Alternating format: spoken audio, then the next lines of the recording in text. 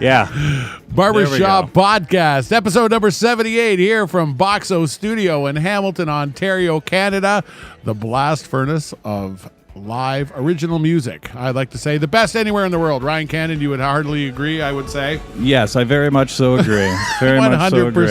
Yes. How are you doing tonight, my friend? I'm doing good. We got another crazy setup. We're managing. But it's going to be worth it, right? It is. It's going to be very, very much worth it. It's always worth it. Each and every week here at Barbershop Podcast, we bring you another great group of individuals who have something to say, and they have an awesome individual way to say it. I'm thrilled every week, every Wednesday. My spirit is lifted, and I'm constantly reminded at how good the talent is here in and around Hamilton, Ontario. And if you're a fan of the show, you certainly know that. And if you are a fan of the show, make sure some of your friends know about it. Anyone who loves music, anyone who loves live original music, we've got it here each and every week at Barbershop Podcast. And this week, really big show, eh, Ryan Cannon? Yeah. There's only a second time. Awesome. Yeah, we had a 5-person rule for a long time, and this band has actually done us the great favor of cutting down. The Monarch Project ruined it for us. Yeah, the Monarch Project came in, and they snuck in the 6th individual and proved that we can, in fact, do 6. And I'm starting to think there's probably a way to do 7, but don't even mention it to Ryan. No. Not until you buy me a bigger board. Another $1,000. Yeah. And we can do that. But we're here with the Human Orchestra, and just as the name would suggest, it's a whole lot of fucking sound here coming to you this week. I've caught these guys in a few different venues on a few different nights, and from the back of the room, they light the place up. People go outside, and when they have a smoke, they talk about this band. They say, these guys are really good. They're unique. And they're in it for the right reasons. And so I want to introduce you to the Human Orchestra here at Barbershop Podcast. First of all, everyone, welcome to the show. How's it going? What's going on? It's going well. Thanks for coming out.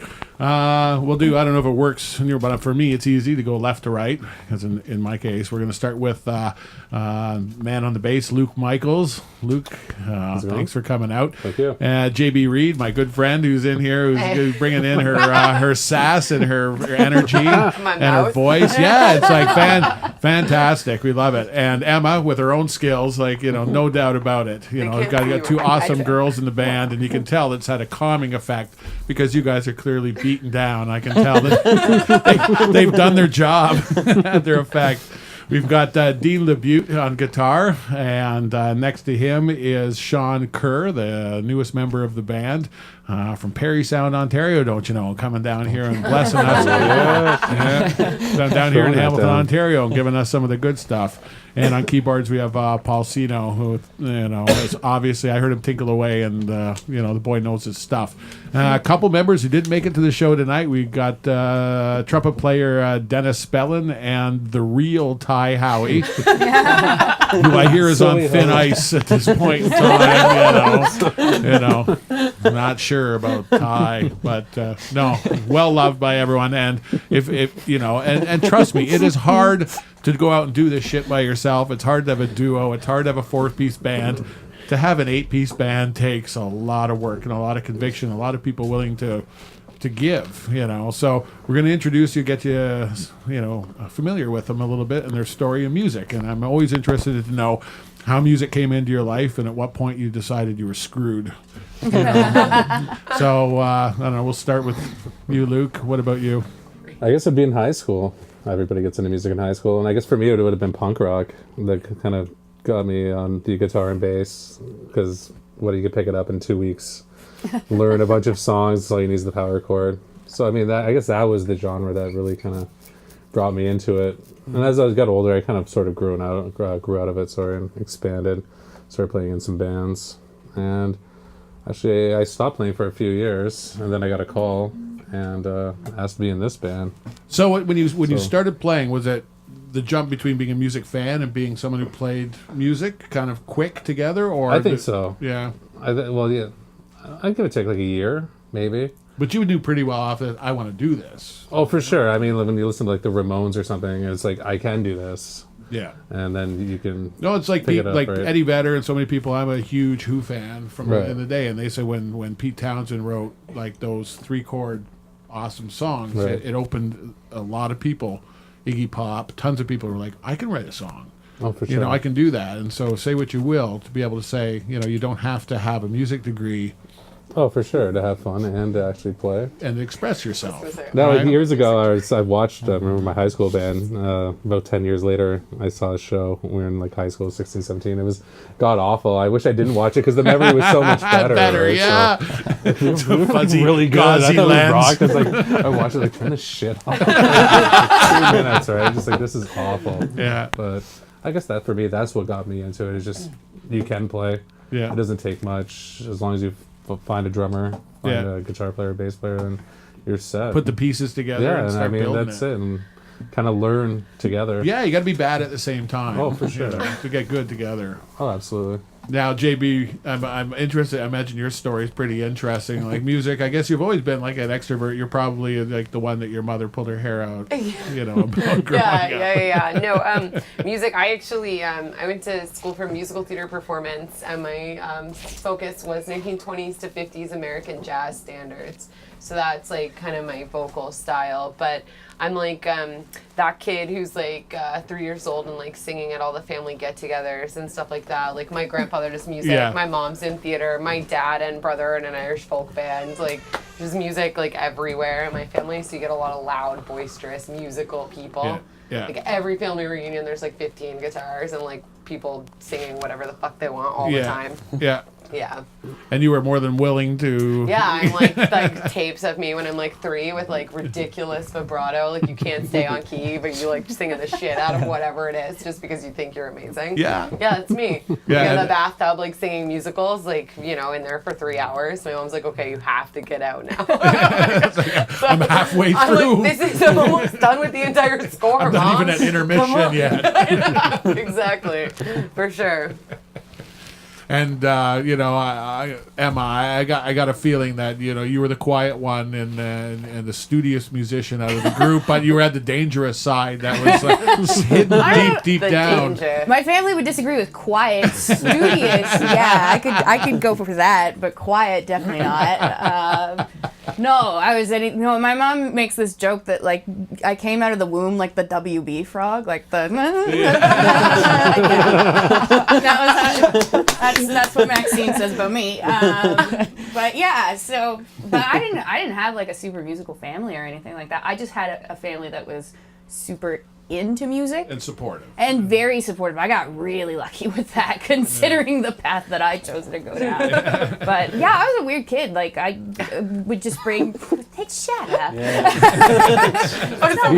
a weird adult I'm a too. weird adult. I can vouch for that. Yeah, like my parents had a friend who gave me it was a recording of Peter and the Wolf done by like the London Symphony Orchestra or something like that. Yeah, and so I was like the 6-year-old that was into classical music, and then I got begged my parents to give me a violin when I was like 6. And then decided that was boring. Played it for like a good 10 years, but decided it was boring. And then when I was 8, I begged for a sax because my parents were always they were the big Springsteen fans. Yeah. And that was the thing, is like waking up Saturday mornings hearing, you know, Born to Run, a lot of Blood on the Tracks, Bob Dylan for some reason. Like, Mom was really into that. And then, so that was just all through high school. My girl's gonna be a 280-pound black man. Yeah.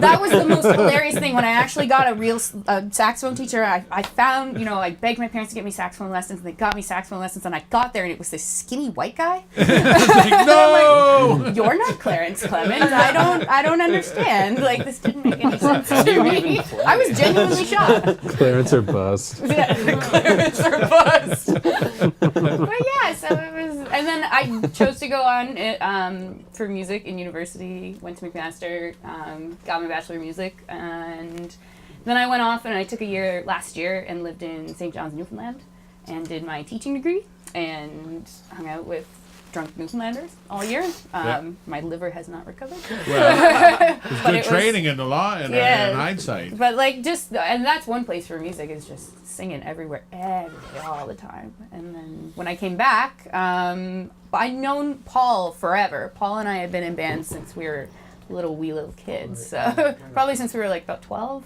or 13. Yeah. And then, so he had joined this band, and I was a fan, and then he told me they needed somebody, and I jumped all over that. You had to be part of it. Of course. I missed my Paul. How about you, Dean? Were you like, enthralled with the guitar at an early age?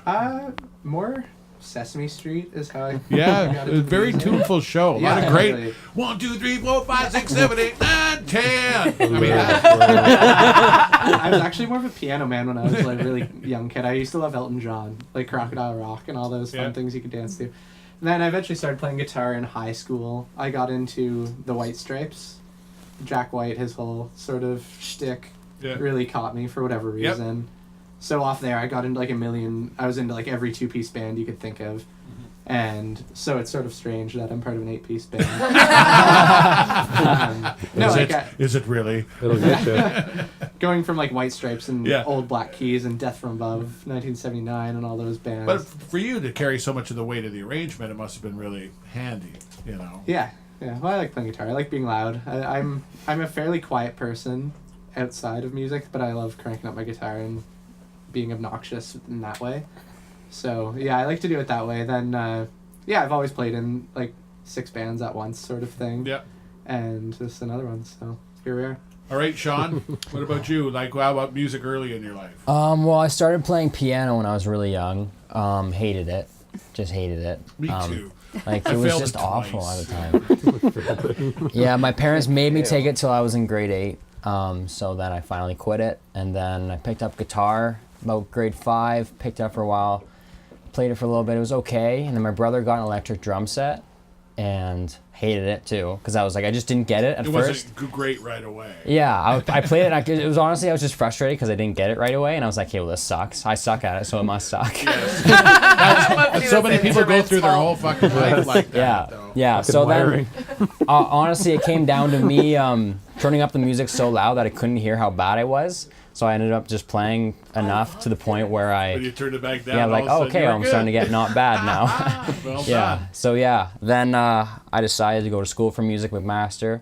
Currently there right now. I'm going to my 4th year. And then actually Stuart, I didn't know anyone in the band. I knew Stuart. He randomly just called me one day and was like, hey, are you down to jam with this band? I'm like, totally.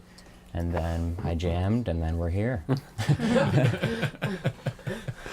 And Paul, what about you? What did your mom make you play piano when you were a little kid? Yeah, my parents made me play piano when I was in grade 3.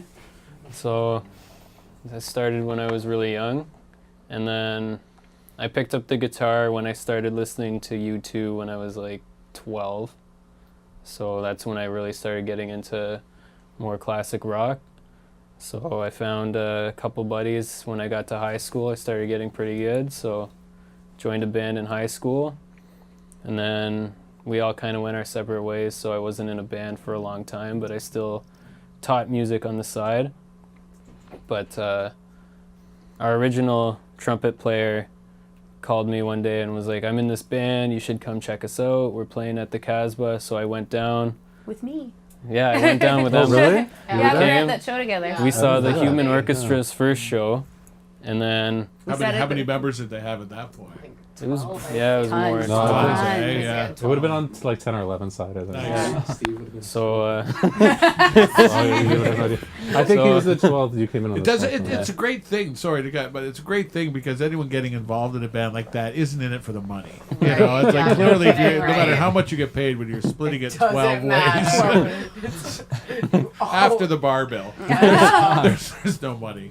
So you liked what you saw. yeah, so we had a great time, and I called him up the next day. I was like, Matt, you guys are really good, but I think you need a keyboard player. Yeah. So Yeah, I we said at basically- that show, we were like, you know what this band needs? Us. basically invited myself into the band. And some of the greatest stories of rock and roll. That's what happened. You know, it's like Pete Townsend talks about. Keith Moon coming in and watching the guy and came in and said, I can play better than that. You know, and you like that if someone in the band wants to go somewhere, has a direction. Did the band have like a real direction at this point in time? Or No. was it, No, not at all. I mean, yeah, this is the one thing about the band. I never had any sort of direction. Or It was like a small town band. mission No. statement, so to No, speak. it's like we're Well, it's like trying to find I would itself. even use the term band loosely. Like it was very like It's like a up in jam the group. air. Yeah.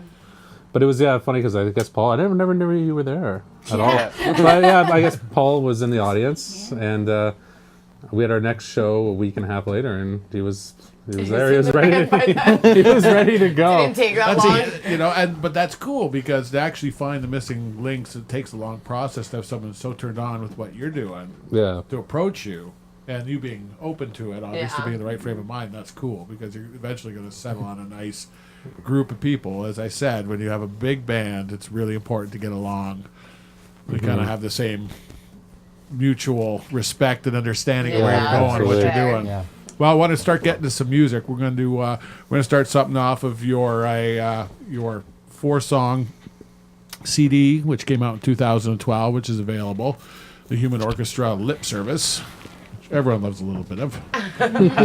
Tender and lovely, and as is the habit of these young kids today, they want some vinyl. They want to put some plastic Getting out. popular. Yeah, I'm going to do right here. Homegrown Hamilton. It's that Vino thing I've been Good hearing all bunch of about. people. Vinyl. Bad jokes. Okay, something you're going to get to hear today. People. The Human Orchestra. We're going to have their links. We're going to find out where they're playing. They got a busy schedule coming up, but we're going to play something off of 2012's Lip Service, which is we're going to start with the Winter Song. Anything you want to tell us about this, or just give it to us raw? No. Give it to Go us for raw. it, Luke. All right, here it is. Your first taste. The taste of darkness. First taste of darkness from the Human Orchestra. dark element of BarbershopPodcast.com.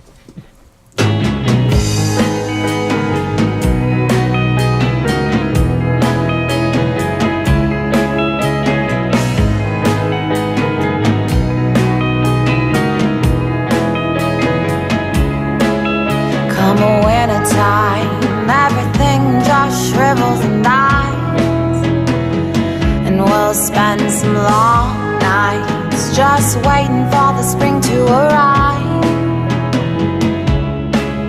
Come a winter time, I know I'll get by. The darkness will die, and the light will come to life. I'm standing here waiting, just ready to go. I'm looking for answers that I'll never know. While staring, just fixated on the shore. I'm standing here for what now, I just don't know. Except for that it's getting cold.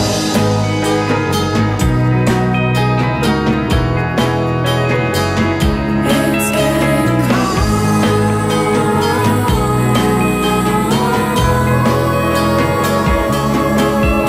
In these long nights, everybody gets by getting high,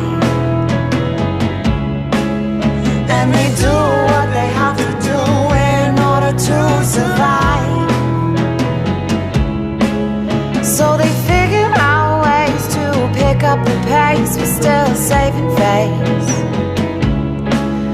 And it's really all about getting through the dark and paving the way for summer days. I'm standing here waiting, just ready to go. I'm looking for answers that I'll never know. While staring, just fixated on the shore.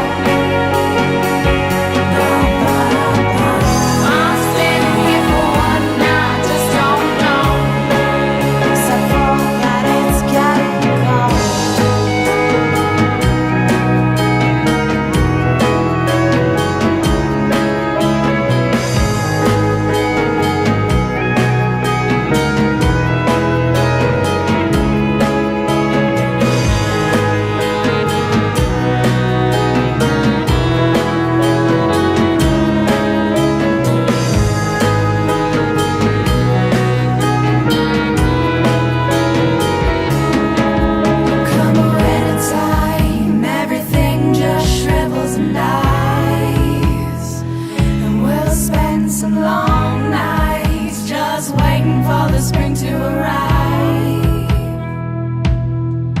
Come winter time, I know I'll get by.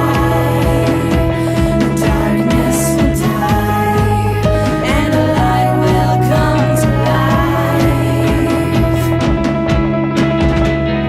I'm sitting here waiting, just ready to go.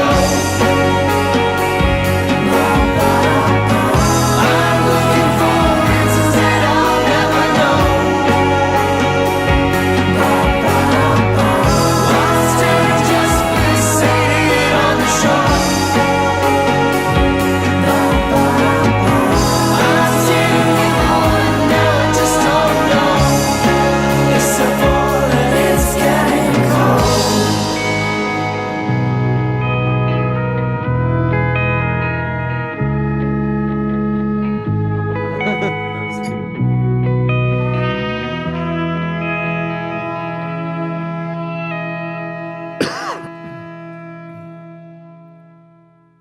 It's getting cold. The Winter Song by the Human Orchestra. And they're here tonight at barbershoppodcast.com. Ryan Cannon, if I had some simple, easy instructions for the listenership, what should they do with us? What should they do with us? What should they do with Barbershop Podcast? They like it. Sorry, I'm like They should- perplexed here trying to find my own camera. There we go. There we go. They should like it on Facebook. Yeah. It's been an overwhelming night. They should like us on Facebook, follow us at Podcast Barber, subscribe to us on YouTube. That's it. That's it. iTunes is it? Just- sort of yeah, thing? and subscribe to us on iTunes. So iTunes, YouTube, Twitter, Stitcher Radio. Yeah. It'd be Put handy it- if I had the links I could put across the We screen own, right we now. own the whole first. You put in Barbershop Podcast in Yeah, a so you search go engine. here, The NSA will be at your door within Go to 3 days. here. Guaranteed. But it's a good place for shit disturbing. And we like to do that here because it's the Wild West. And what do we like to say, Ryan Cannon?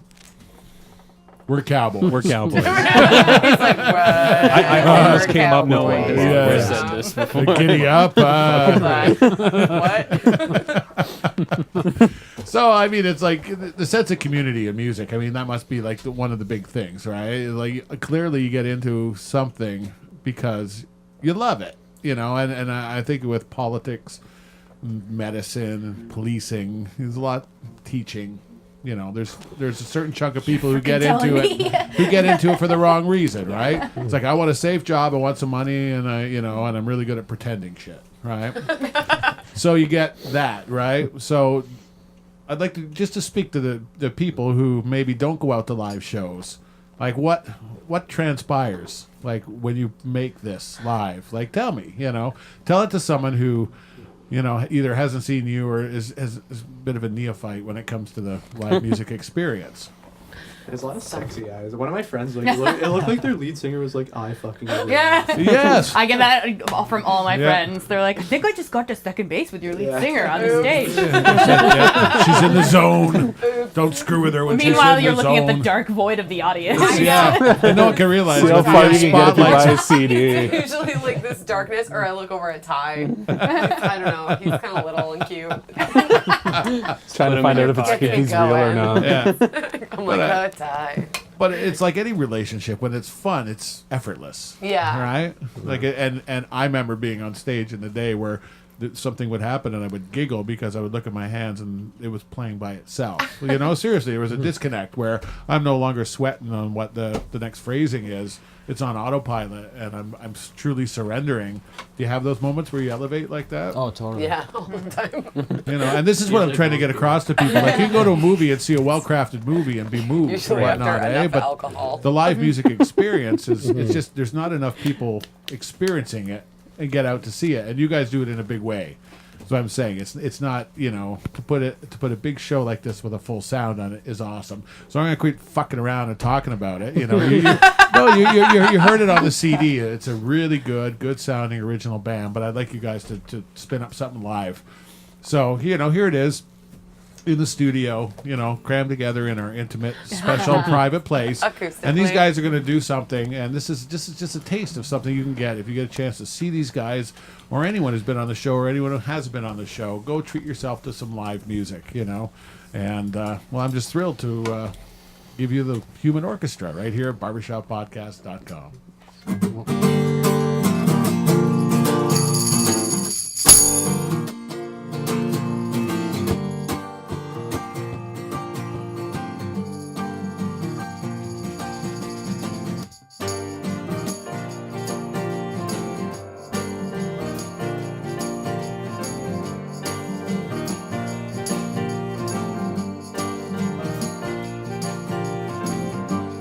Breaking hearts is what you do best, with no answers. Every question you have puts me to the test.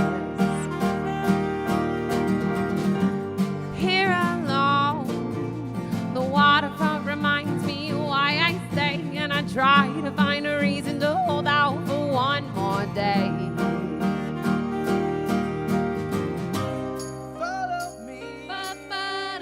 We can live so elegantly, and I know you'll be waiting on the other side. You'll be waiting on the other side. Follow me. We can live so elegantly, and I know you'll be waiting on the other side. You'll be waiting on the other side.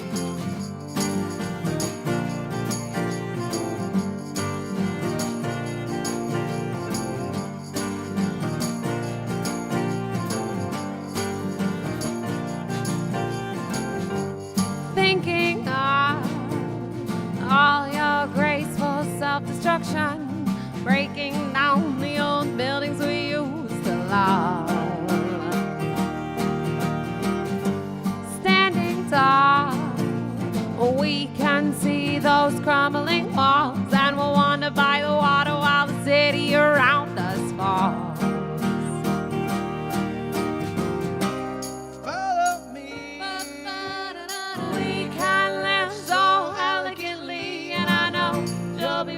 On the other side, you'll be waiting on the other side. Follow me.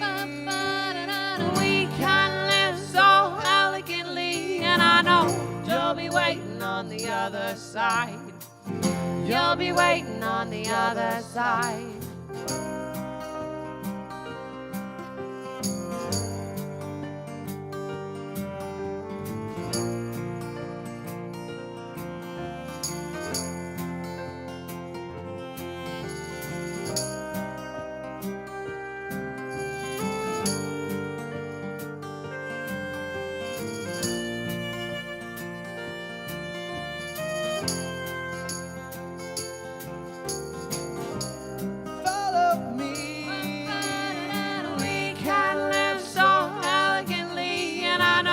You'll be waiting on the other side. You'll be waiting on the other side.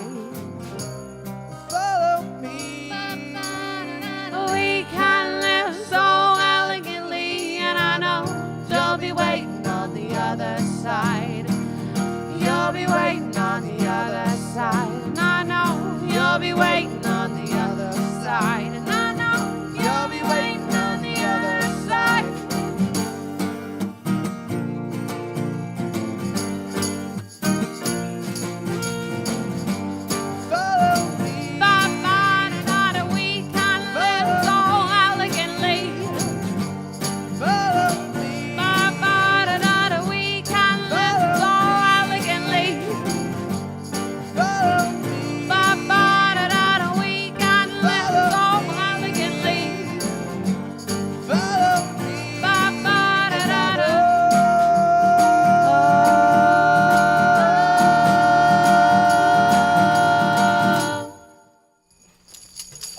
All right, the Human Orchestra, kicking ass. God damn, you guys are good. No, but everyone is good. I gotta say, each and every week, you know, I got someone coming in here who blows my mind. Right, get old and jaded, and then you know it just constantly rolls in. And I'm telling you, I'm telling you, it's like that, and you know, it makes me sick when I look at the top 1%. It's like any business, right? There's like be it a prize fighter, a pro athlete, or a musician. You know, people look and idolize the top 1%, kind of shit on the 99% who are gutting it out, you know, and they were just as good in a lot of cases, right? But just never get to the right university, get scouted, or whatever. But I mean, music, I mean, it's there. Like, some people are stuck in this mindset that if you're not famous, if I don't know about you because of osmosis, then you must not be good, right? And I'm talking with someone who's, you know, 25 years in the business. I'm constantly thunderstruck, you know, because I'm a lover of music and I'm a lover of people who do it for the right reasons, and you guys do, and I'm so happy that you're here. You got a chance to check this band out, definitely do it. I want to talk about influences. Your parents or people who are just slightly older than me. I'd be interested to know, just off the cuff, what did your folks listen to? My dad went through phases, just like me. I remember a lot of Neil Young, a lot of Van Morrison. I remember 70s era Rolling Stones. I remember respectable Rolling Stones. Yeah, that's what we like that's to call that's what I really like too, the groove. And then for me, then I branched off. Like, I came back. I remember a lot too. A huge album when I was a kid was the first Dire Straits album. Remember that was he played that all the time. Yeah, 1984. That was huge. Or no, the 78. The early one. The Sultans of Swing. Oh yeah, that one. That came out in 1978, I believe. That one. Yes, that was a game changer for myself, I guess. But I didn't realize until I was like in my early 20s, right? So it's Ryan, can you check with Siri what year that came out? She knows everything. His has been sexified though. She's got boobs and everything. What album is it? the first Brothers in Arms. No, that one's 1984. Oh, I had that double album that was really good. That had Telegraph Road on it. Dire Straits. That one, the Brothers in live Arms. one that had Telegraph Road on it. Okay, yeah. I had that one. I loved that. I loved that album. I bought that. I was in college in '83, so I was probably late '70s. Do your Siri. No, seriously. Oh, she's not saying it though. No, because she 85. 85. All right. I refuse to discuss that. But I think again, that's like these are great, you know, and it's cool that your dad went through phases, because a lot of times that's all we're exposed to, that or commercial radio. So I got to cover everyone's base. What were your folks listening to? So my parents were divorced, so I got like this strange mix because my mom's done theater forever. So it was either like whatever show she was in at the time. So like I can sing like It Made You Sick, how many musicals, like front to back, every song, men, women, parts, doesn't matter, every part. But then my dad used to always put on like weird Irish folk vinyl, or like my Nan and Pop-Pop used to, or if it was anything even remotely contemporary, it was like Sting or Billy Joel. That's like, and that was like it. That's all I ever heard when I was a kid. Like that My Wild Irish Rose song every day when he got home. I don't know why. Like he just would put that, and so whatever. It kept him and from killing someone. Then that big country song I heard a lot. This is like random music, but it's mostly musicals or Sting and Billy Joel, which is bizarre for me. Nice. But No, a publicist needs to know this. it's very strange. What I made don't this know. Frankenstein monster? Dad. I know I'm like a weird kid. That's why I'm a weird adult, I guess. Nothing wrong with that. There's nothing wrong with that. How about you, Emma? What were your mom and dad listening to? Oh, they had everything, and then like I kind of touched on it. Well, were before. they like squares or were they hippies? They were like stoner hippies. Well, sorry, Mom. Sorry, Dad. That's cool. Well But like done. they were, they were the kids that like they warned me about when I was in high school. I'm pretty sure they were like, don't hang around those kids that hang out like the smokers at the back corner. Meanwhile, but like they were always had like really great taste in music. At least I thought so. And then so. But yeah, it was like every Saturday morning, I distinctly remember waking up to like something was playing, and it was usually a lot of like Jersey rock, a lot of Springsteen, a lot of Southside Johnny and the Asbury Jukes, and Bob Dylan. And I have a weird thing for the Traveling Wilburys now because of my mother and father. So. I love the Traveling. That was a great album. Oh, Roy Orbison and his Peaches and Cream with everything else going on in that band.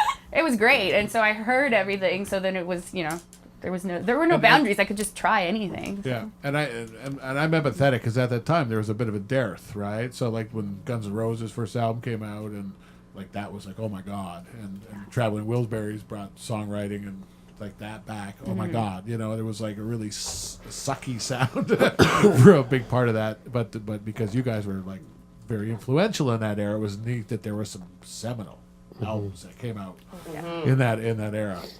How about you? My dad was huge into Springsteen, so I heard a lot of that. My mom loved Aerosmith, so like honestly, like probably you know how like there's that first song. Like I think the first song I remember ever hearing was Janie's Got a Gun. Yeah. And like I don't know why, but like it's always just stuck with me forever. So yeah, I don't know if that really influenced me though, but Yeah, mine aren't really my influences yeah, either. They're because just, like it's just like music I I turned to a remember. different Yeah. thing. No, and, but like, you I can't- sort of influenced my parents' music a lot too. Like my dad comes to music. What are you Yeah. listening to these days? Yeah. You know what's cool. For sure. Yeah. I'm like, no, I don't. Then. But that's what Go makes away, it Dad. cool. You're not trying. Get out of here, Dad. You're so square. Go listen to Aerosmith. How about you, Shawn? Yeah, I'd say it's the same as Dean. Like I influenced my parents, I feel like, more than the Yeah. other way around. I feel like my parents were always really into AC/DC, if anything. Yeah. They were lucky enough to take me to an AC/DC concert Barb is way a too sweet for few AC. years ago. Yeah, you should see her at the concert. Oh yeah. I mean that's panty remover music. Oh, don't shit. you doubt it. That's what Yeah. Have you seen Yeah. AC/DC Your live? mom tweet Jeez. about it. AC/DC. Hey, Mom. Yeah, but well, Is there any editing going into this? I think Shawn and I need to backtrack. Can we go back? Ixnay on the ooth tray. I was like, my parents are fucking blitzed all the time. Oh my God. Right now. They used to They're at home forget me in smoking the pot while they're bar. watching No. you. They're like, good job, Emma. Sean trying to sell a damn story over here. Yeah. it's all right. Yeah, yeah. This is a good So, story too. Yeah, essentially just they took me to an AC/DC concert. It was a really good time. Yeah. But yeah, I influenced them a lot. I feel like with music, when I play drums, I like a lot of like more technical stuff. Yeah. So yeah, it's fun. And how about you? You know, what were your folks listening? Because I mean, they were musical because they wanted you. It wasn't because I don't want him hanging out in the streets. I want him. To, you know, he's obviously not going to be a street fighter. I want him to get chicks. Yeah, I want him to Don't get chicks. Let's make him a underestimate What are jazz you trying to musician. say? My Argyle socks don't intimidate Yeah, my you. dad, he's into a lot of the same stuff we've heard already, like Bruce Springsteen, Eric Clapton. Yep. Once I started getting more into music, when I started listening to YouTube, my dad would be like, "Oh, have you ever listened to this band? Have you ever listened to this band?" And we've seen like every band possible. We've seen the Rolling Stones, we've seen Santana, Clapton, just whoever. Excellent. All of the taste of the good stuff here and there. Well, we're going to go back to another track off of the Human Orchestra's 2012 release, which is still fresh and available from their website. Always buy from the musician if you can, because they keep 100% of whatever they make from it. And trust me, you know, there's a lot of blood, sweat, and tears and money that gets put into making a CD. Support the band. We're going to hear a track, and again, we're going to just throw it at them and let them enjoy it like a deep, rich pond. Yeah, this song actually we haven't played in quite a long time. In the middle. Yeah.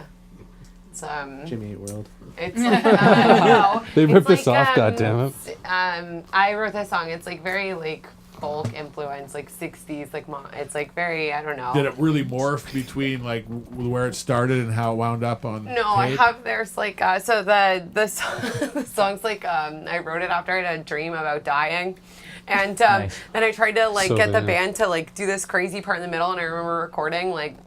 There were a couple of people in the band that were like, doesn't make any sense. We don't want to do this part. And I'm like, just do it. This is how I hear. It's like, you want to talk about stereotypical like artists. Yeah. Who are like, it's just so supposed to be crazy and wild and like whatever. And like Ned people are Flanders' like, you father. don't understand because Yeah. you don't play an instrument. I'm like, just do it. So we've recorded this song, and then I don't know, as you write new stuff, you inevitably have to get rid of older things. And just because this is a little bit of a slower song and our bar crowd demographic tends to be younger, we got rid of this one first, but it's very like Mamas and the Papas like sounding. But it's sweet. It shows off your chops. Yeah. Okay, right here from the Human Orchestra in the middle at barbershoppodcast.com.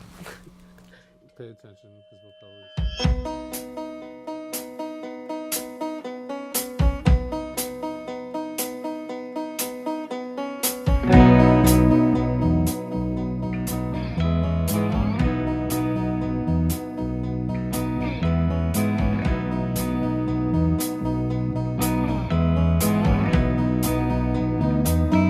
There was a hole in the middle of the ground.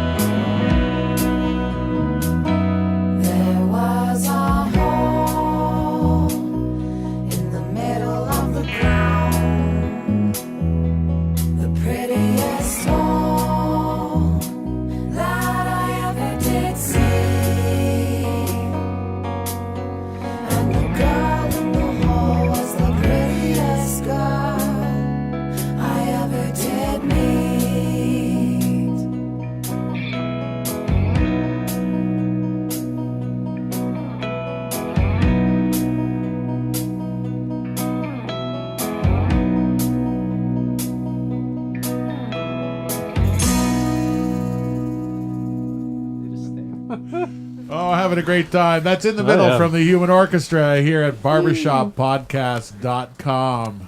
You loving it, Ryan Cannon? I mean, you don't have to like show your beautiful face, but I just want to hear your sweet voice. Yeah, I'm loving it. It's great. It's a good night. It's a good night. It's good having help here too. It is because we're a two-man team back here now. Gary again. Greenland is in here, and Gary worked for years in radio, which is a dying or dead format, but he has got skills at the yin yang. Oh, he's got mad skills. He saved me so much headache tonight. Yeah. So Ryan is much less prickly. I'm more the director than anything else now. So he's liking that. Yeah. And we're liking the Human Orchestra here at barbershoppodcast.com. Catch us every week, Wednesday, 8-ish at justin.tv/barbershoppodcast. Follow us on Facebook, on Twitter, YouTube, iTunes. Just put us in Google and find us. So I want to talk about the direction of the band. You know, when you started feeling that rush, when it's like we're really onto something here. Was it like from the first time you played together, or was it a building process? No, I think it was a building process. I think it was after we started playing shows, and I think it was the feedback really. You got to hear that from other people, and I got to say that to people. If you like something, you may think that they hear it all the time. Take the fucking time to go up to the band and say, "You guys rocked my world tonight. You were really good." But go on. And to be honestly, I think it was bringing in Paul too added that extra dynamic. I know. Well, he kind of did because, like you said, like he knew we never had anybody on the piano our first show. It's the orchestra, right? It's like a piano is so wonderful. Yeah. When we found out he was going to come practice, we never had piano. I was like a little bit skeptical. I was open to it. But I was like, I don't know, certain songs didn't fit. I couldn't picture piano. And I remember you were away. I was in Our first Florida. band, in his first band practice. I was getting texts from like everybody. They're like, "This guy's really good," and then like one of our ex members like, "No, he's out of the band." So I'm like getting texts from everybody, and I was like, "I'm on vacation, bitches." I'm like, I don't care. I was only text Luke, and I was like, "Is he good?" He's like, "Yep." I'm like, "He's in." We got end. I was like, "It's over." But I mean, he just added that. He just, I don't know. That's at that point. He complimented like, so many songs, and like I said, I think it was the feedback too we're getting, and like genuine feedback, not the the PC. Like, you guys are great. Like people were actually bringing up parts of songs, specific, right? So it's like then you know it's genuine. So and once we started writing new songs too, that's for me. That's where I started to really see the potential. Yeah. It was and again working like I've stated this time and time again, working where there's no egos involved and everyone's same idea. And that it's like I've got an idea. If you want to work on it and share, and we want to make a really good song, and there's no one's like defending their tender little heart. Yeah. And if someone has a criticism, their world ends. But we went through those growing pains as well. Yeah, too. we went through those for sure. But I think we're to the point now where we have a group of trust people. each other. Yeah, we have a group of people sure. that trust one another. You know, I mean, of if you course, can't trust- you get those people who Right. If you can't trust your band members, why are you even doing it? Yeah, It's like, exactly. to me, and so we've had growing pains, a lot of trial and error. Yeah. And Emma, how about you? Like being like playing sax, I know it's difficult to get the gig. Like you go to Ollie, it's like, okay, I want to play. Yeah. But I'm not going to be in a jazz ensemble necessarily. If I am, I'm going to get a gig once a month. I want to play all the time. Right? And I'm like the weird creature that never studied jazz saxophone. Like I was. Why would you, right? creature. Like the one gig you could get. But I was. Emma, the weird creature. I feel like this is a pick on Emma podcast. No way. I don't feel like this anymore. No. Called yourself a weird creature. But to see yourself saying it's like I'm not just like I should get a background singer and a sax player, but I'm like really important in this band. And it was really nice. I was really nervous when I first joined, just being a fan. Me. I thought JB was gonna eat me. No, I thought she was gonna eat my face. She was a dragon of the band. No, I just the only person that I really knew going into it was Paul, just because we'd been friends since we were kids, and yeah, so I got there and then was so worried that I was just gonna stick out like a sore thumb, and it didn't. It felt really comfortable and everything sort of fell into place, right? Yeah. Very quickly too. Yeah, she's very surprising, actually. I mean, same with Shawn too. I mean, he just came right into the band. It was natural. Yeah, right? you kind of know. Who's Shawn? What's Shawn? That guy. Wait, Which We have a one? Shawn in our what? band, man. What's going on? Everybody needs to start wearing name tags. How about you, Dean? Like, you know, you've been in a lot of bands. You said you've been in a lot of bands, like, and I understand, like, this was on a bigger scale with the number of people. But at what point did you say, no, this isn't like a side thing? This is like what I want to dedicate myself to. Well, I got asked to be part of it last summer after a previous member left, and it was the same sort of thing where, like, do you want to help us out? So I said sure. And it was the same sort of thing where I caught on pretty fast because I had been to a bunch of shows. My other band had played with them a few times, so I was pretty familiar with the music. So it kind of was like one practice. I came over to their house and was like, yeah, I think I know a few of the songs. It's like 2 hours before loading they had a show that night, so I was like, well, I think I can play the whole And show. having the confidence that he's got the balls to, like, say, you know, if not, I don't know it, I can fake it. That's you what know? I told Luke, because I was like, well, you don't have to play, like, maybe a couple songs. And he's like, no, I can do it. And then after he left, I was like, well, shit. That's like, yeah. May as well, right? Yeah, We well went done. through the songs in our backyard and like, okay, he's got it down. So It worked out well. whatever. Are we that bad or is he that good? A little bit of both. That's all we can do, We really. meet each other in the middle.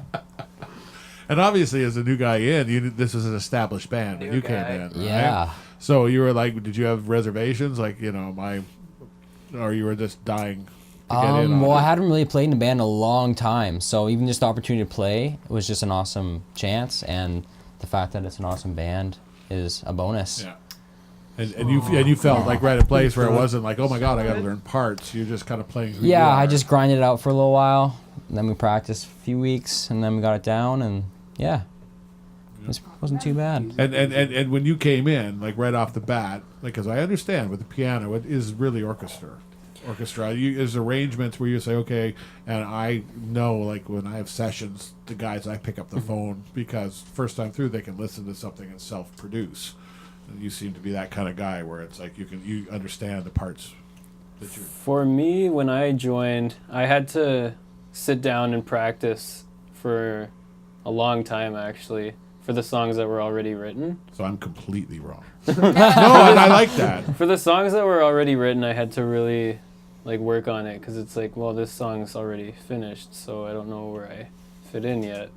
So I actually did work pretty hard at the beginning, but once we started writing our own music, it was it took the pressure off in a lot of ways, right? Yeah, well, there was nothing there already, so it was pretty easy to... This is the part. Yeah.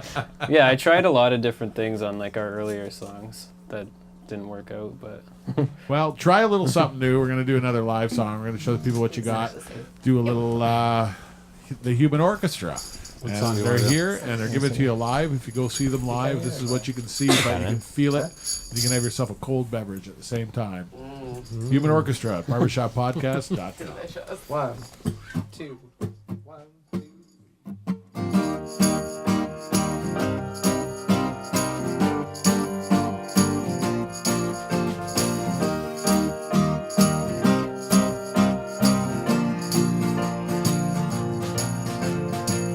So let's assess the situation about things you want me to know.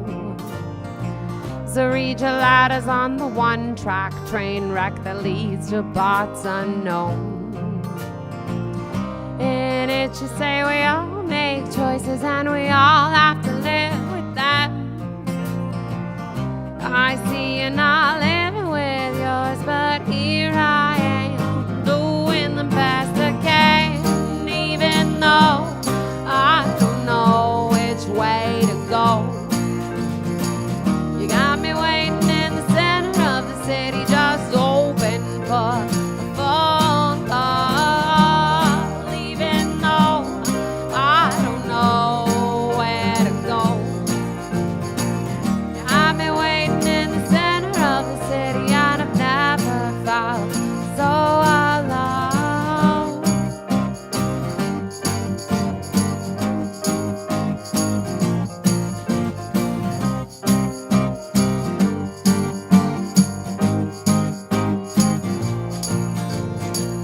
You say that I never really try when I know I try all the time.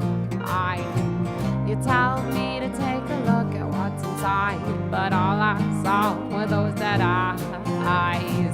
So I'll stay and you walk away, so everything remains the same. You go off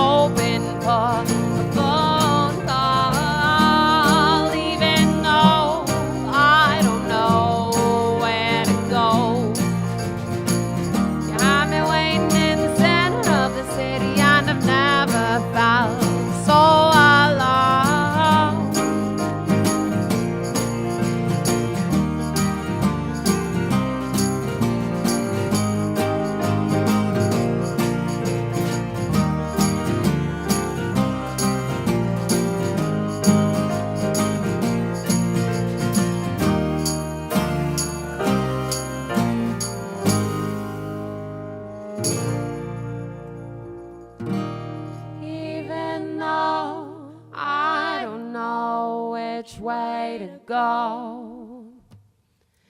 You had me waiting in the center of the city, just hoping for a phone call, even though I don't know where to go. You had me waiting in the center of the city, and I've never felt so alone.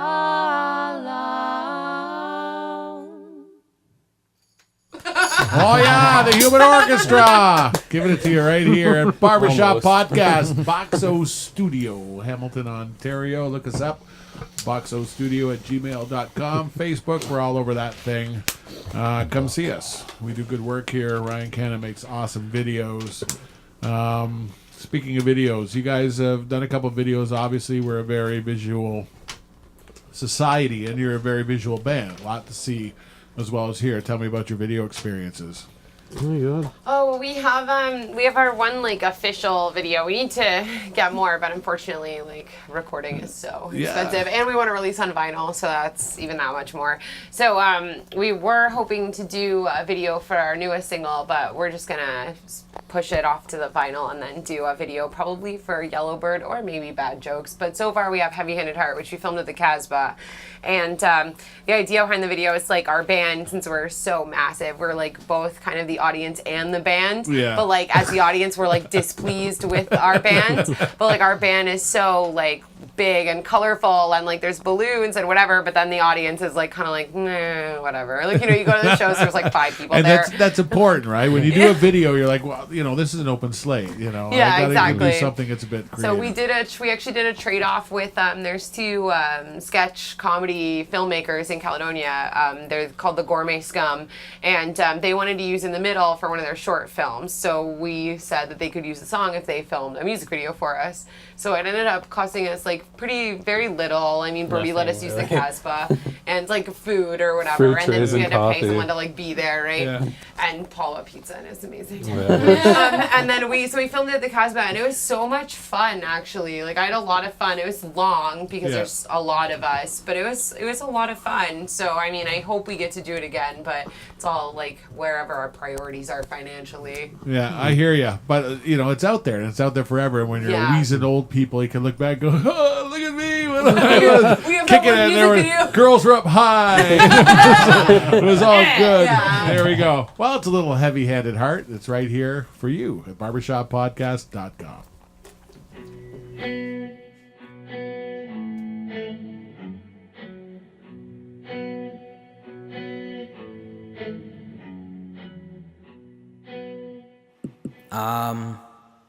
We're the Human Orchestra.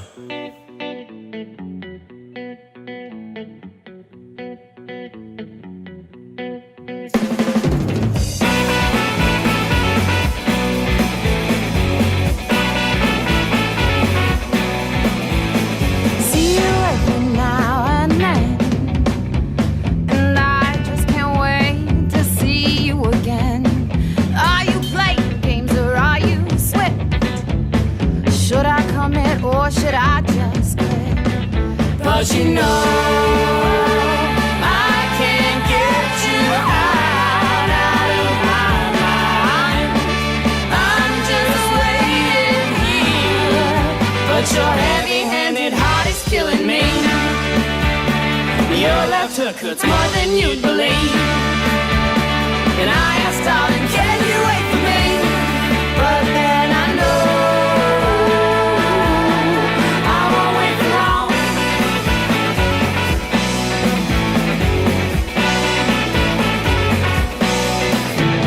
I used to know you when you were a dancer, but your sister told me you don't dance no more. So can you spin a story or pirouette a song? Not being with you, darling, feels so wrong. 'Cause you know I can't get you out of my mind. I'm just waiting here, but your heavy-handed heart is killing me. Your left hook hurts more than you'd believe, and I asked, darling, can you wait for me? But then I know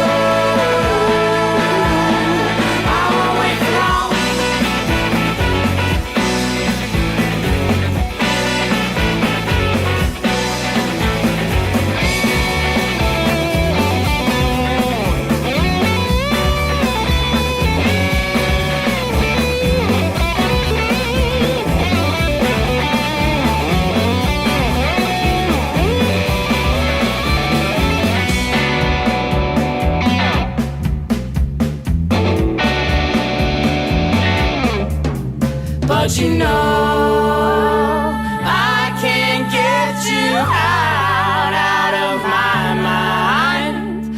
I'm just waiting here, but you're heavy-handed heart, it's killing.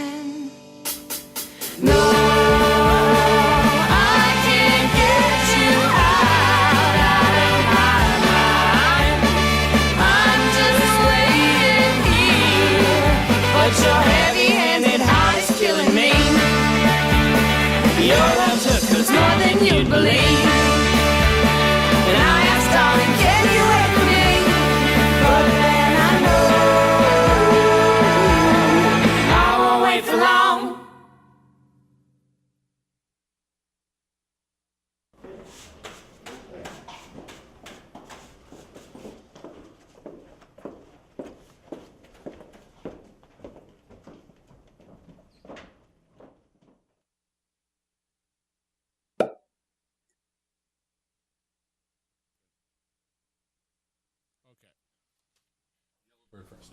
Atta boy.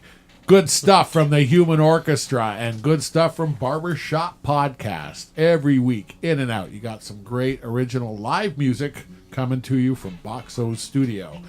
Well, you know, with music in the business as it is, you got to kind of take the bull by the horns and do a lot of work by yourself. So, like you guys being of the computer internet generation, you kind of grew up with this. What little tricks have you used, or what have you kind of embraced as far as, you know, doing the job of promoting your band to the people?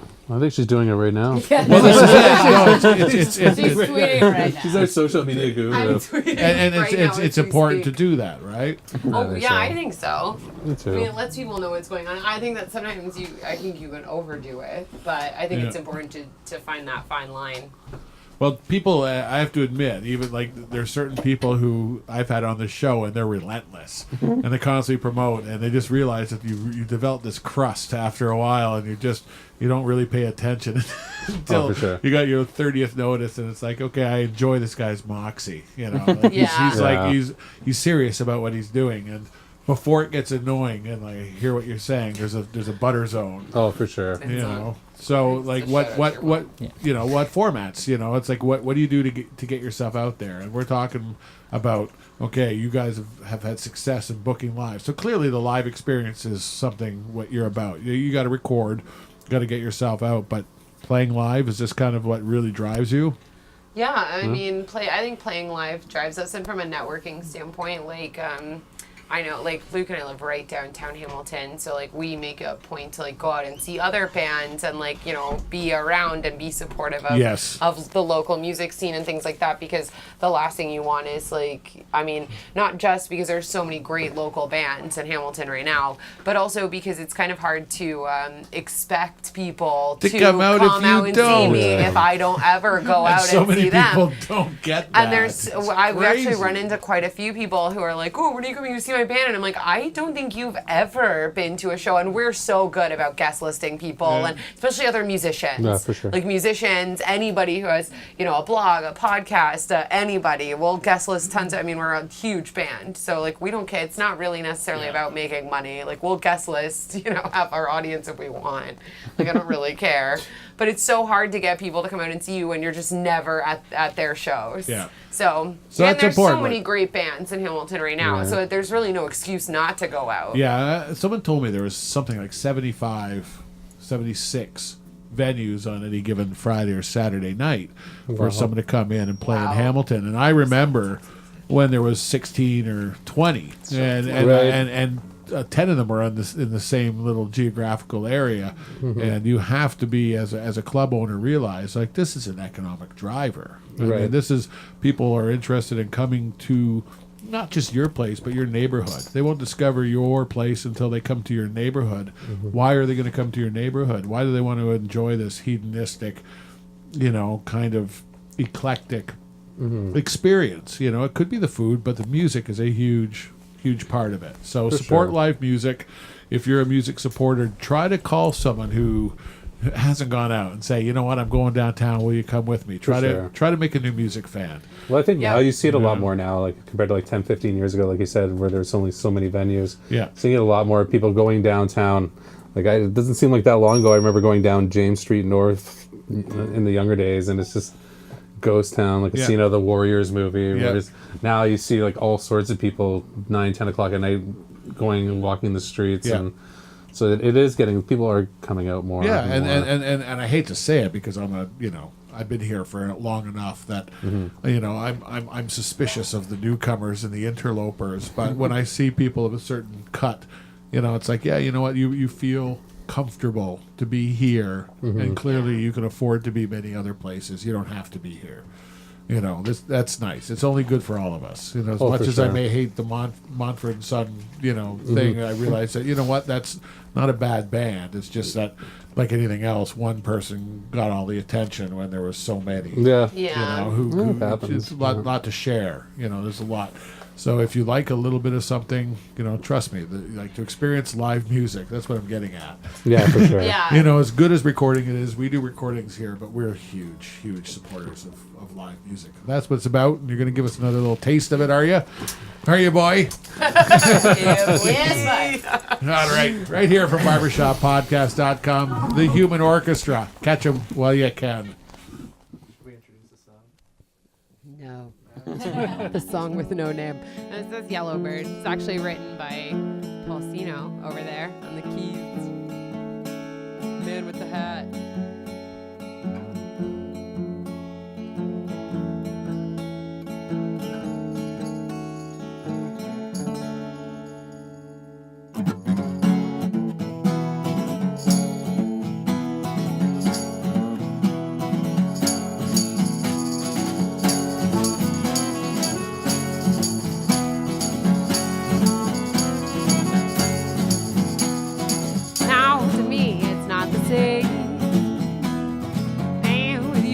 Just a game. You'll push me off and bring me down. My favorite drug being passed around. But if there's someone just got turned too slow. You know what you're doing, I won't take it anymore. You know what you're doing, I won't take it anymore. Take it.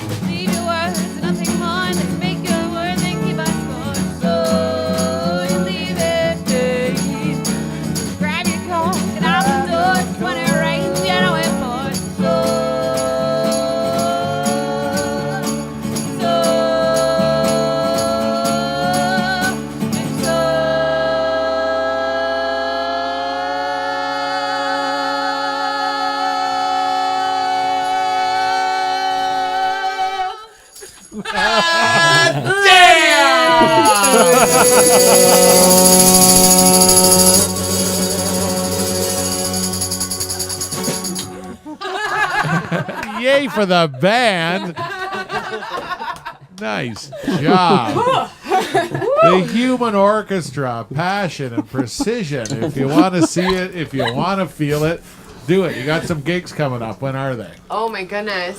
You got so many, I know. Throw them out. Throw them out at us. Last summer we we really kind of missed a lot of the, we have so many people in the band, so the nature of it is logistically speaking, sometimes we can't do things because we're missing too many people or what have you. So we missed a lot of the Hamilton based festivals and things, and so it's really important to us this year because we're a Hamilton band to really build up that Hamilton fan base. Absolutely. So we actually we're playing this Saturday at the Burlington Arts Center. Emma's cousin. My cousin works at the Burlington Arts Center. They're doing sort of a. And they've always been a big supporter of music. You know, they've put some good stuff in there. Yeah, and they're doing sort of a relaunch where they're trying to get the community of Burlington out, and they're having I think artist vendors and lots of tables, and they wanted a band, a local band, not necessarily a Burlington band, but they local-ish. Happy to have us. 905-ish. Happy to let us into Burlington, darling. Because you had soul credibility. Yeah. So we have that, and then we're playing the June 13th Art Crawl at Homegrown with Eagle Lake Owls, Spring Music Festival, North by Northeast, Midsummer's Dream.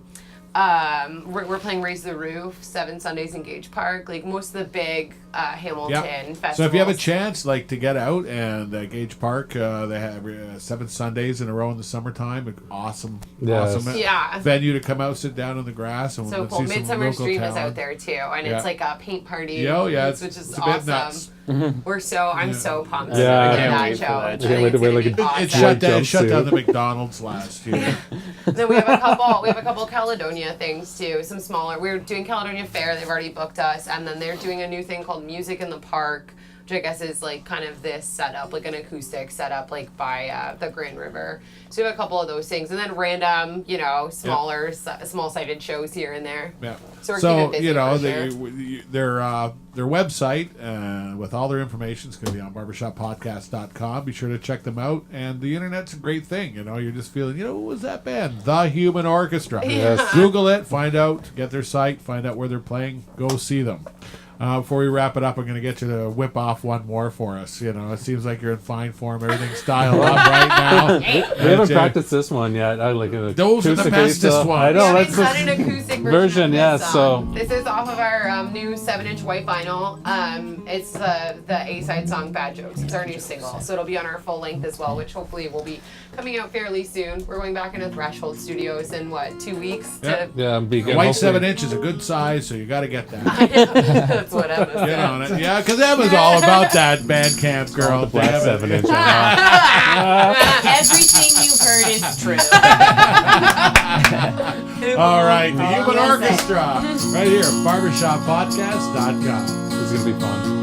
I shot across the country, tiptoe that yellow line. I shot a coast across the country, tiptoe that yellow line. Tiptoe that yellow line. I shot a coast across the country, tiptoe that yellow line. Tiptoe that yellow line. I shot a coast across the country, heading south to clear my mind. I hear the echo of my father in the whisper of the wind. I feel the taste of whiskey burning my warm in my skin. I find my road map in your fingers, trace the line to your face. I feel your weather lips against mine, try not to take your place. I let you travel in my suitcase underneath that harvest moon. I let the weed tie up my bootlaces, baby, don't one night too soon. And it's getting kind of old telling them bad jokes, finding balance, walking backwards on stepping stones. And I'm working on my fear of winning, one and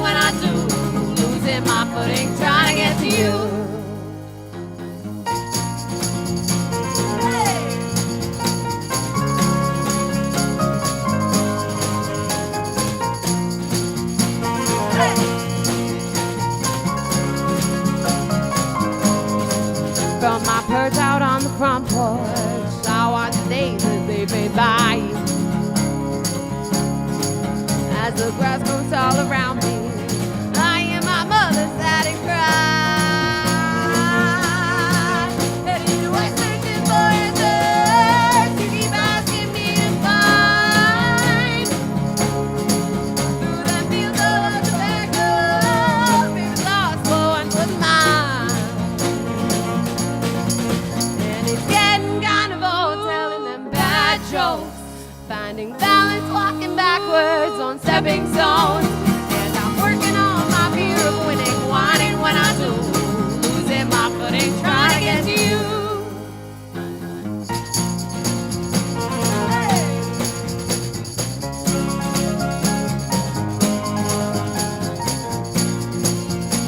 Hey.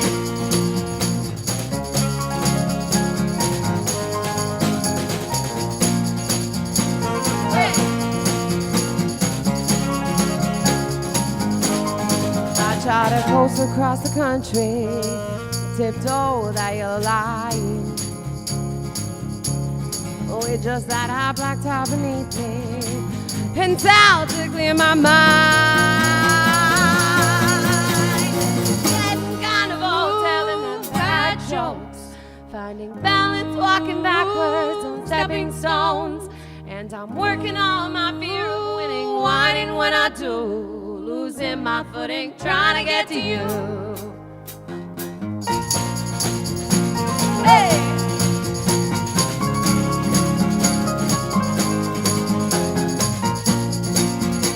Hey!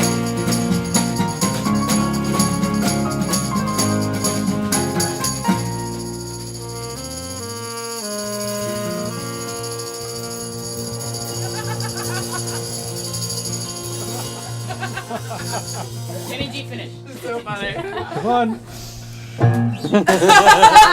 Yay! That'll do it. That'll do. You may things. ask yourself, where do I find these people? Well, you know where I find them? Hamilton, Ontario. Yeah. Let's have a big boost for Hamilton, Ontario. Well, I want to thank you guys for coming in here. You rocked the house, and I'm completely overjoyed. The way you guys came in here, get me through to another 7 days until next week when we got our good friends Tommy Gunn in here. Tommy's our Nice. first two-time guest. Tommy was in very in the early days before he assembled his assassin crew of a band, and now they're going to come in and we're going to make them kitchen party it. But you guys Nice. pulled it off. Show your chops to come in here in a band this size and play in the fashion that you did. You're going to love it. Everyone's going to love it. Share this episode with your friends and family. Barbershop Podcast. It's real. It's what it's all about. Authenticity. Get it each and every week. Thanks a lot, guys. Thank you. Thank so you. much. Thank you. All right.